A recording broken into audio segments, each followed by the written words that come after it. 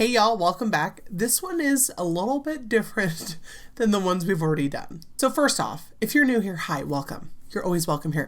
What I normally do is I do deep dives on children's book authors and illustrators from the past. You know, people who've kind of made their mark in a sense, you know, like Kate Thompson, Margaret Wise Brown, those kinds of people, which those are crazy stories, by the way. You should still go and watch them. But today is a modern story and it's very, very interesting. And then there's another crossover for myself, which is true crime. So if you're a lover of true crime, children's books, history, this is the perfect video. And let me just say this too. I'm getting over like a little bit of a head cold. So if you can kind of hear it in my voice, sorry, not sorry. I can't really do anything about it. Sorry. Okay. But as always, with our housekeeping items, please like and subscribe. I would love for you to stay around, so definitely subscribe. So normally when I start these videos out, I start at the very beginning. You know, so-and-so was born on this day in this place. Not this time. Not this time. We are going to start on June 15th of 2013. So this was the date that Kouri and Eric got married. Now, they got married like in a backyard ceremony. They already had one child together. They did go on to have 2 more kids together, so a total of like 3 boys. And after this whole ceremony, it just seemed like they were kind of just living the dream, you know, living the American dream, making tons of money, traveling a bunch, having their family. And then Kouri decides to open up her own house flipping business after being a realtor, and that was in 2019. And then on March 4th of 2022, this is the night that the couple was winding down, and Kouri makes a Moscow Mule for her husband. Now he drinks the drink, they go to bed. Well, around 3 a.m., this is when one of Kouri's sons has a nightmare. So she gets up, tends to him, comes back, and this is when she finds her husband unresponsive on the floor. So of course she gets into a panic. She tries to revive him. She calls 911. He is pronounced dead on the scene. So he did pass away. So of course the family is just like traumatized, right? Especially the boys losing their father. And they really struggled over the next year on how to try to cope with this loss because it's a huge loss. So this is when Kouri decides to create a children's book called Are You With Me? And it was all about trying to help children through the loss of a very, very close loved one, like a parent. And the book is dedicated to her husband. So the book comes out about a year after his death. And then Kouri even goes on Good Things Utah to promote the book. Kouri, I want to start with your story. What happened in your personal life? So my husband passed away unexpectedly last year. So it's March 4th was a 1-year anniversary for us, and he was 39. It completely took us all by shock. And we have 3 little boys, 10, 9, and 6. And you know, my kids and I kind of wrote this book on the different emotions and grieving processes that we've experienced last year. Oh, that's so sweet. So now is probably a good time for me to put this disclaimer in here that all parties are innocent until proven guilty in a court of law. Yeah, that's where we're going. So just know this is a blanket statement for this entire video because I don't want to say alleged 500 times, okay? Everything in this video is alleged because this case is still ongoing. This is not a settled case, so I want to be careful. I don't feel like going to jail. So let me just say this. Everything in here is just my own opinion based off of the information that I have gathered, and it's my own deductive reasoning, okay? I'm not saying that she is 100% guilty because she has not been found guilty in a court of law yet, or maybe she'll be proven innocent. We don't know. So there's that disclaimer. Hey, it's future me. I'm just going to pop in here real quick and just say that if you wanted to check out my children's books or any of my really cute like chain bookmarks, Kindle charms / phone charms, some of the stickers that I have made of my own artwork, my bookmarks, all that kind of fun stuff is linked down below in my storefront. And I just appreciate any support. And that's pretty much it. So let's get back to the video. So as you can probably tell, I did glaze over a lot of information on that one. So let's go all the way back to the beginning to June 15th on their wedding day. Okay, see now here's some things that I didn't tell you. So Eric was actually the owner of a masonry business and he was very wealthy. He was very wealthy. And I read somewhere that at the time of his death, he was worth somewhere around 5 million. So when I say a different tax bracket, they're in a different tax bracket. Of course, before the couple gets married, he has her sign a prenup. as most wealthy couples do. I feel like that's kind of pretty standard for like really, really wealthy couples. You know what I mean? So basically what a prenup does, for anybody who doesn't know, it's a legal document that protects the wealthy party. Okay. It basically says that the spouse cannot inherit in the event of them getting divorced. The spouse is not entitled to any past, present, or future earnings. So it keeps all the finances separate. And that's what this prenup said. But there was a huge asterisk on it. And it said that Kouri was entitled to all the assets in the event that they were married and he died and they were still married. Very important. Now in 2019, so a few years later after they get married, this is when Kouri decides that she wants to start her own house flipping business.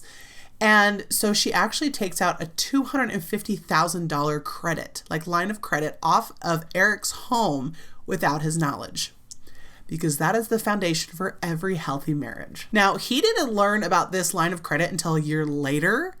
And then, so after analyzing documents and stuff now, this is when experts have said that there's a very strong possibility that she forged the signature on these documents. Now, on the surface, it looked like Kouri was doing a great job with her business and she was managing to keep this up for like a long time.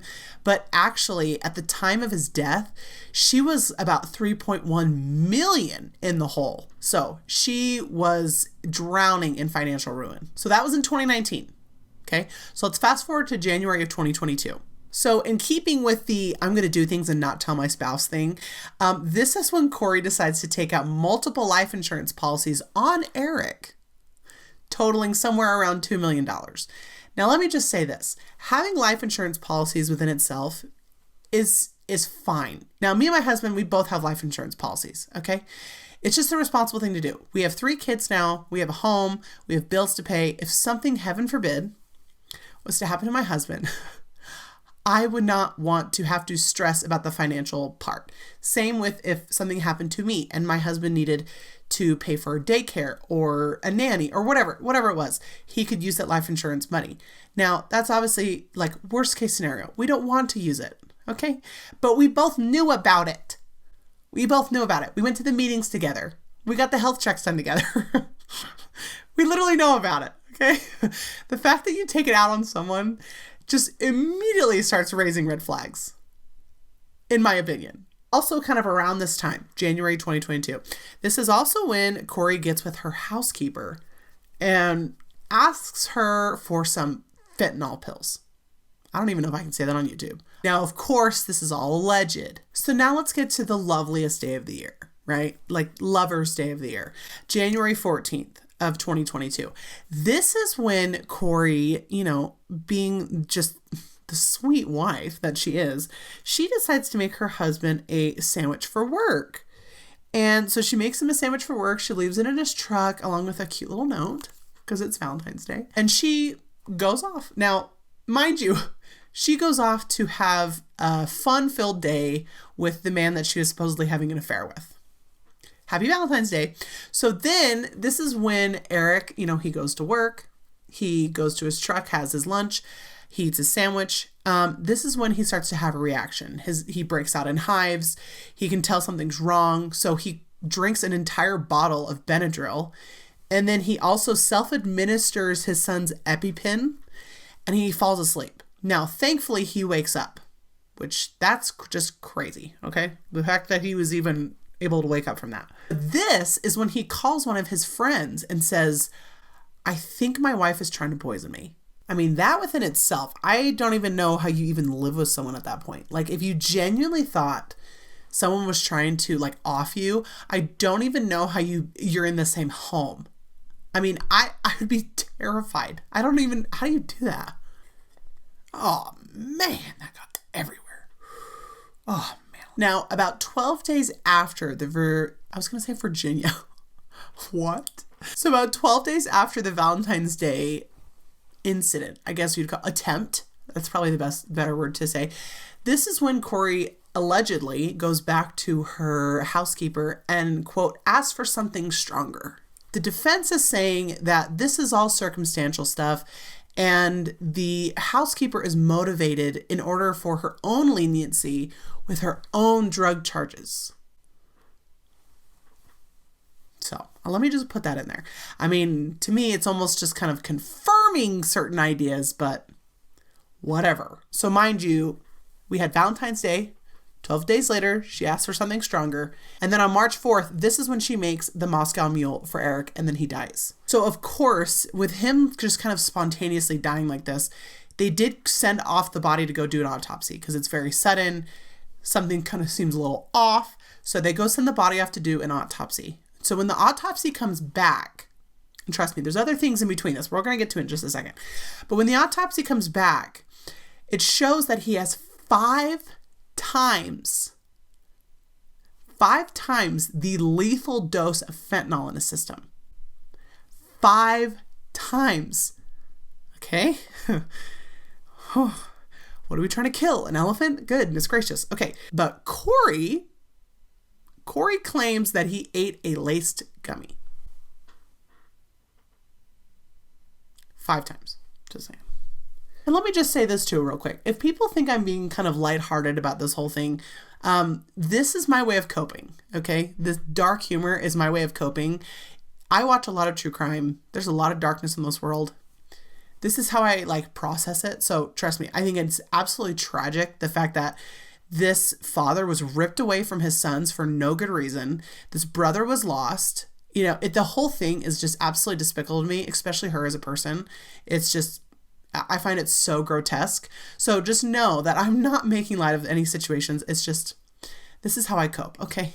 Lots of trauma in my life. This is how we do it. Now, around the time of Eric's death, this is when Kouri was actually working on closing a deal on this huge mansion property. Okay. I'm talking multi-million-dollar sale. And now what's interesting about this whole thing is, depending on who you talk to, is which version you get on how invested Eric himself was in this whole thing. So if you talk to Kouri's family about it, they will say, oh, he was totally on board. He was so wanting to do it. He was definitely in on it and on the investment. But then if you talk to Eric's family, they say that he didn't want to do it. He was just wanting to support his wife. So there's that. But he did go to the extent of sitting down with an accountant and kind of asking hey, is this even a good business deal? And the accountant said, well, yeah, if you guys stay within budget and, you do everything right, you could walk away with a huge profit margin. I'm talking about buying it for around 3 million, selling it for about 12. So, I mean, he said, yeah, you could make a good profit off of it. But overall, it just seemed like Eric just didn't want to do it. And just remind you that Kouri was in desperate financial straits at this time. Now, the days right after Eric's death, there are more details to that coming up in just a little bit, because I found a very interesting video on that. But what I found really, really fascinating was just 2 days after his death, this is when Kouri decides to call a locksmith.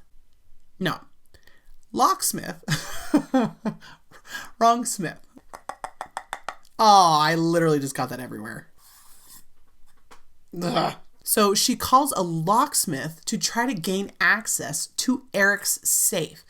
Now, we do learn just a little bit later that Amy was there. So that's Eric's sister. She was there. And this is when it comes to light, and she tells her, sorry, you don't own this property. It's actually mine. See, Eric, when I said he was suspicious earlier of his wife trying to him, he was very, very suspicious. So he actually went through and changed all the legal documents, so then that way things would move to his sister in the event of his death. Because he was also worried about his own kids. He was wanting to make sure that the money was going to be used to take care of his kids and to kind of take care of all that stuff in the event that he was to die. So in the case of his will and the trust and all this kind of stuff, it all went to the sister Amy. Well, this made Kouri very, very upset. And so again, depending on who you talk to is which story you get here. According to Amy, this is when Kouri just loses it. She absolutely comes unglued. She starts punching Amy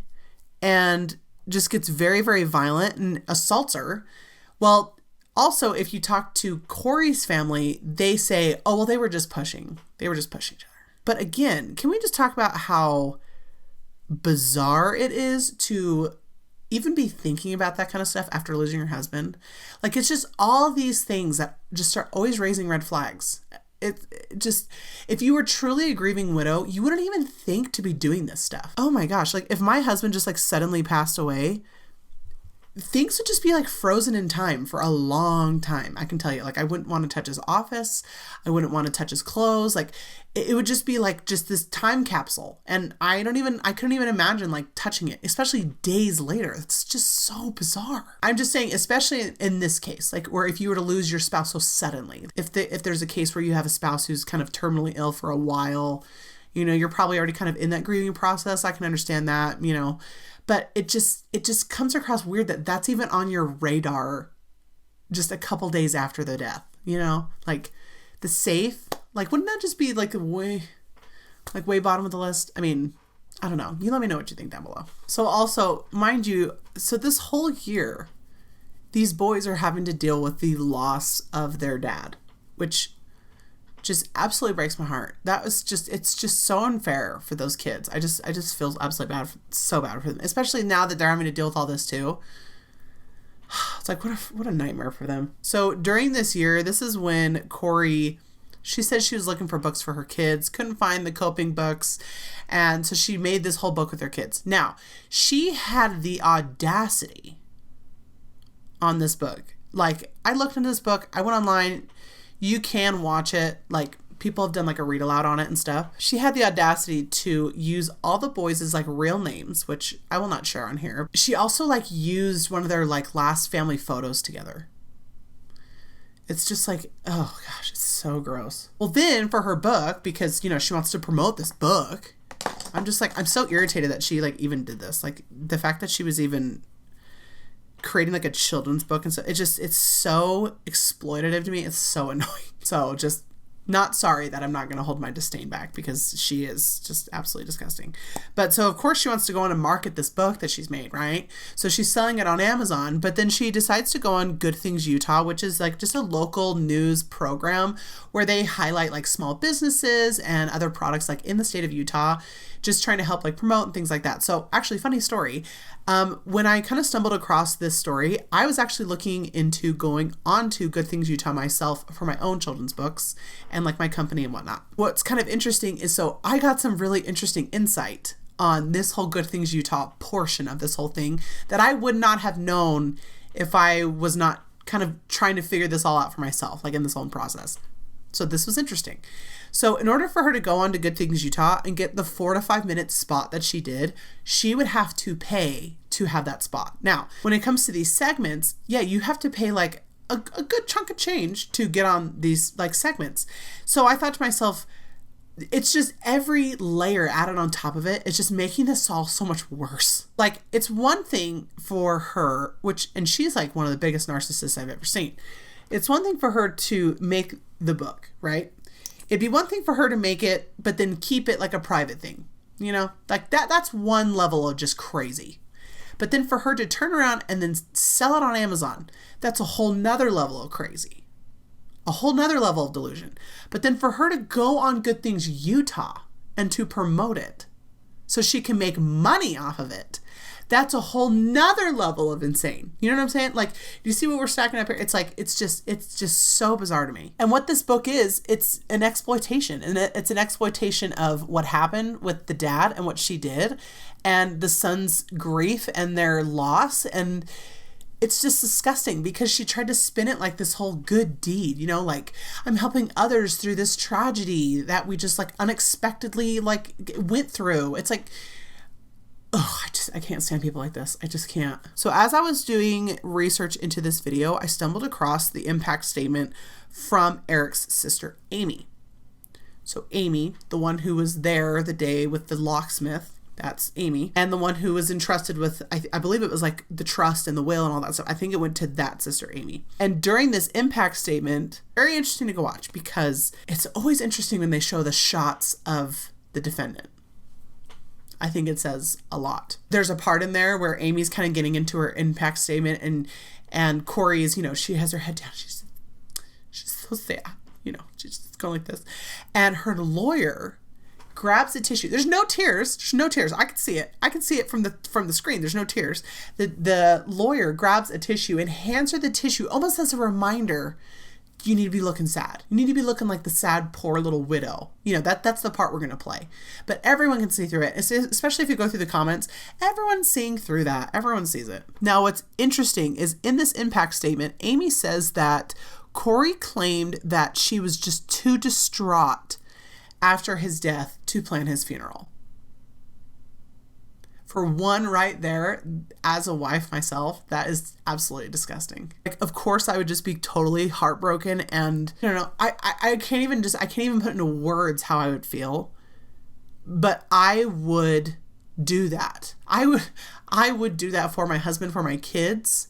I would be involved. Now I'm saying, would I do it alone? Of course not. Of course not. Family would definitely step in and help. I know they would. I wouldn't even have to ask. I couldn't even utter those words. I couldn't even do that because I think it's also a form of closure for the spouse too. So that alone. I mean, but okay, I'm getting too caught up on the one point. So Amy says that she apparently was too distraught to plan the funeral, but she did manage to find the energy to close the deal on the multi-million-dollar home, find a real estate agent, hire an architect to do CAD drawings, get a lawyer to then file a lawsuit against the trust.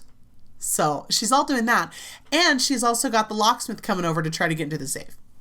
But she can't plan his funeral because that's just too much. Okay, I'm going to finish up this and then we're going to finish up this, okay? Okay, we're back.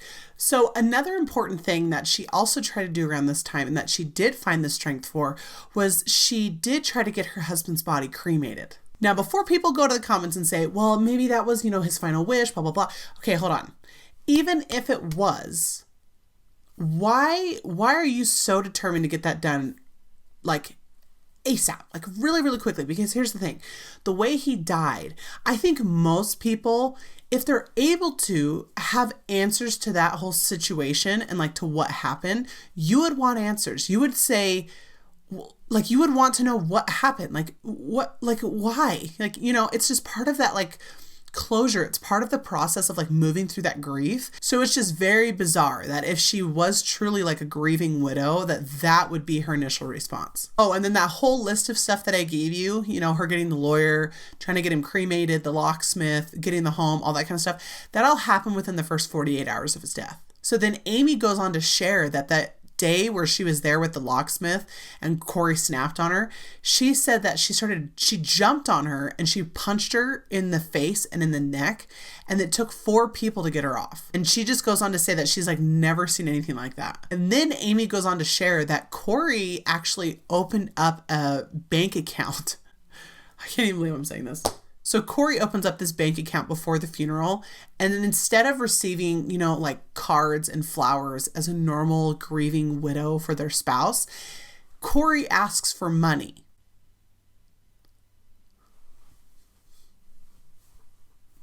And then within 2 weeks of his death, this is when Kouri took down all but one photo of Eric. And then she also had removed all of his clothes. She removed all of those clothes too. It's like, you're just compounding this trauma for these kids. It's so not okay. It's so not okay. So then as for Kouri herself now, like at this point, like where is she? What is she doing? She's actually being held in the Summit County Jail. Now, there's been a lot of appeals going on. Now there's like the second appeal that happened. It's been denied by the Utah Supreme Court. We're trying to move the trial from Summit County to Salt Lake County because they were afraid that the people in Summit County were just too saturated with information to have a fair trial.